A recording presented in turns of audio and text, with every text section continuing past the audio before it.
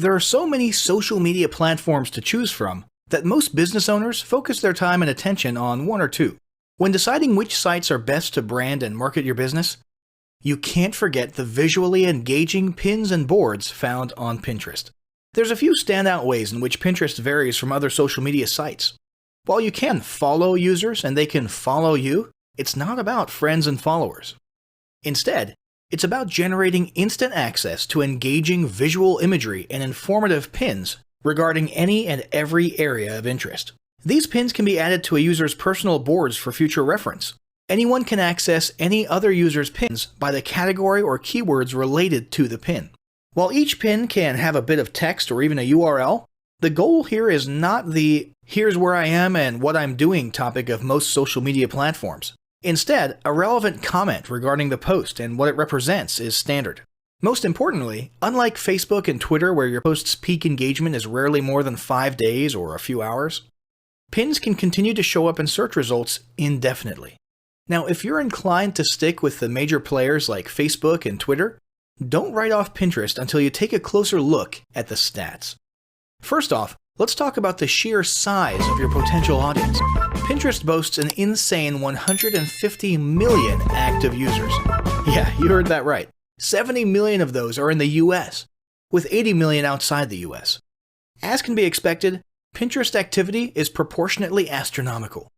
There are over 75 billion pins, which have been posted to over 1 billion public and private user boards. Over 2 billion shopping pins are posted daily. 87% of users make purchases after seeing products or services on Pinterest, and 93% use it with an eventual purchase, online or offline, as their primary goal. Which makes Pinterest a no-brainer platform for those seeking to sell goods and services to a shopping-minded audience. And 72% of users make offline purchasing decisions based on Pinterest content. So it's not just a goldmine for online businesses.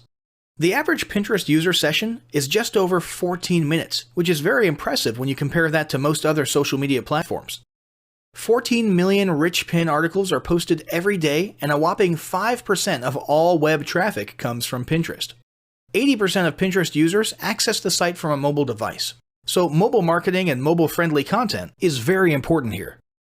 And 2 out of 3 pins are posted by businesses or brands, so you've got some competition, which is actually a very good indicator for how profitable Pinterest can be.